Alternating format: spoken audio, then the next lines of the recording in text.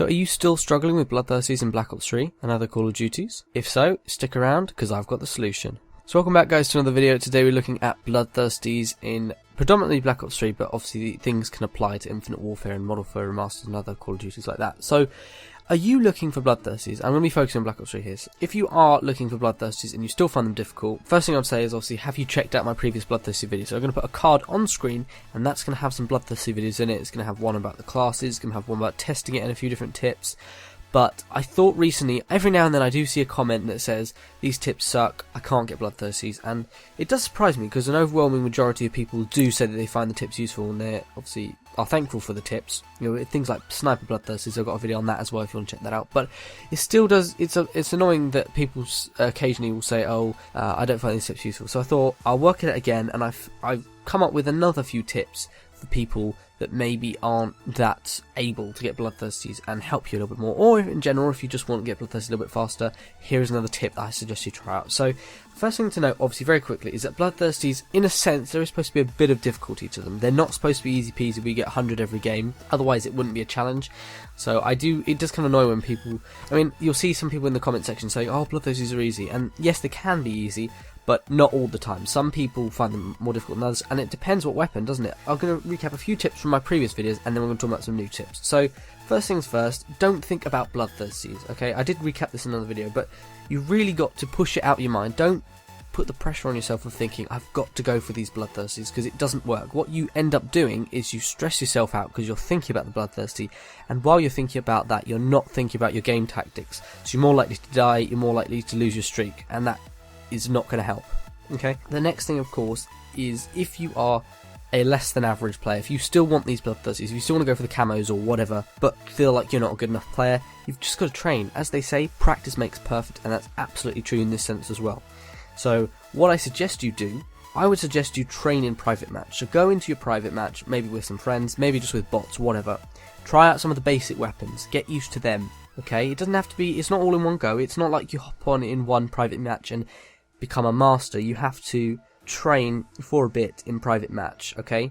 Once you're in private match, train for a little bit with the easier weapons, get used to getting kills, you get used to going on streaks, and eventually you will do it. Even out of your sheer luck or chance, it will happen, okay? I can assure you it will.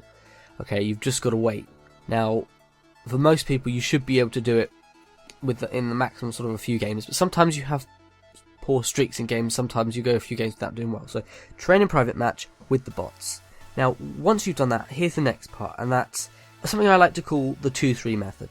So the 2-3 method is simply where you're playing in whatever match you're playing in. I'll talk about that in a minute. When you go into a match, you want to be sort of a bit more aggressive, okay? You want to hopefully rack up 1 or 2 kills. Don't be so aggressive and stupid and just run in there, but what I'm saying is sort of be a bit more aggressive than you would usually, okay? You want to run in, so you want to go out a little bit, perhaps get 1 or 2 kills, and once you've got those 2 kills, if you are struggling with Bloodthirsties, you then want to retreat back to your sort of base spawn area, and be aware obviously this can flip.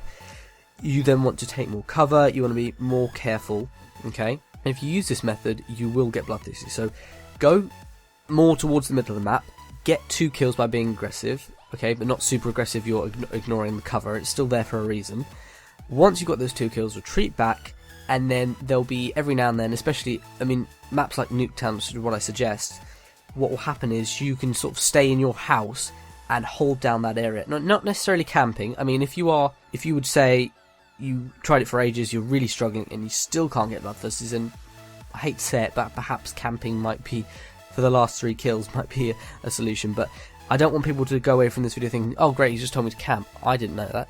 What I'm saying is sort of go out into the middle of the map for the 2 kills, being a bit aggressive, then come back, retreat, and get those 3 kills by holding down there, perhaps staying in the house, not necessarily in one room, but sort of, you know, looking out the window, trying to get a kill, if not, going down the stairs, peeping around the side of the house, just staying at your spawn, okay, because that will protect you more, and you're less likely to die.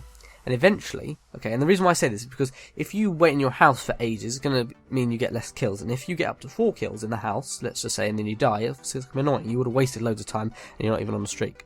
Whereas, if you've gone out into the middle of the map, you get 2 or 3 kills, then you retreat back, and then you're good. And obviously, at the same time, you can obviously earn those streaks. So let's quickly talk about attachments. So for them, the two that will help you, obviously it depends on your class setup, and I've done other videos on class setups, but two attachments that you might want to try, if you haven't already, are Fast Mag and Suppressor. Now, I'm not saying them for every class, but Fast Mag's going to allow you to reload faster, so you're less likely to be reloading when an enemy comes up to you, so you're less likely to die from that. But also, the Suppressor means that you can stay off the minimap, you can stay off the radar, you'll stay more sort of hidden and stealthy, and that's going to be a good way as well. So try those two out. It might not work with every class, and you don't have enough points for everything, but if you haven't tried it out and see if that helps you. Now, in terms of tacticals, I don't like people using this, but if you're really struggling, I suggest going for Tactical Shock. Okay? Shock Charge, sorry. And what that's going to do, if you put it down, when an enemy walks into it, unless they're running a counter perk, they will be sort of stunned by it, and you'll know they're there because there's like a hit marker that comes up on the screen. So then you'll know they're there, you can take them down while they're stunned, and that'll be an easy kill for you. And that's sort of really good for things like Nuke Town, those kind of maps. So I'm not suggesting everybody use them, I'm just saying if you're really struggling, that is something you can use as a last resort. Now, in terms of perks, try some of these perks. Not all, you can't run all of them, but just try some of these and see if they help you. Sixth Sense is good if you're in core playlists, because what it means is that obviously you can see enemies that are close to you and are likely to kill you. Blind Eye is good as well, so you aren't targeted by sort of enemy score streaks and stuff in the sky. Perk 2, Cold Blood as well, that's good because things like wraps can't kill you. And then obviously Tracker would be good because you can see enemy footprints. This is more important, by the way, for when you're running into the map rather than when you're retreated. And then also, Engineer can be good as well for sort of enemy lethals that might be placed on the ground or something like that. But that should help you. In terms of score streaks, I think UAV and Counter UAV are good because what they allow you to do, obviously, is the UAV is going to allow you to see where enemies are.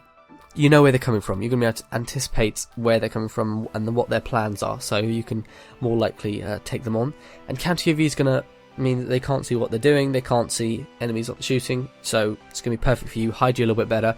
They're going to be less sure about where the enemies are and what they're doing, so that's really going to be an advantage to you. Now, obviously I know that the Counter UAV is 600 score and the UAV is 500 score.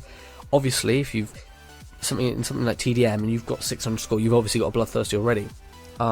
So what I suggest is running things like, in your class you can run the anti-up, which is going to give you more score when you spawn, so that you have to get less score to go on the streak, so that's obviously going to help you. However, if that's not enough, what you can also do, Specialist, and remember, in Specialist it's only the abilities that count. If you use the actual Specialist weapons, that's going to get you kills and take away from your Bloodthirsty, so that won't help you at all. You need to go just for Specialist abilities. You can go for things like Vision Pulse. That's going to show you where enemies are. Again, similar to UAV, but you can actually see where they are in the world 3D. That's going to help you. Things like Glitch can be useful, but I don't really find that useful. Kinetic Armor is very good. If you struggle, okay, let's just say you go out into the map, you get 2 kills. You come back, okay, you put Shock Charge down, that's going to get you another kill, that's 3. Okay, with Kinetic Armor, if you save that up when you're on 4 kills and you're about to go for that final kill, activate this, and you can get another kill. And Kinetic Armor is going to be very useful. Eventually, if you use all these things, you can get a Bloodthirsty. Alternatively, Combat Focus is very good. Gives you more score when you get kills, so obviously you're more likely to earn a UAV lower down, so you can get a UAV which can help you. And then things like Psychosis can also help you. The enemies will get distracted, not sure which person to go for, gives you nice cover. And then finally, I think Heatwave's good. It shocks an enemy, stuns them when they're near you, and then you can easily get the kill on them. So using those abilities, tying them in with tacticals, with score streaks, with that, I really like the 2-3 method, all those things together, you will get a Bloodthirsty, I am sure of that. Thank you very much for watching, guys. Feel free to check out in the previous videos, and I'll see you guys on the next one.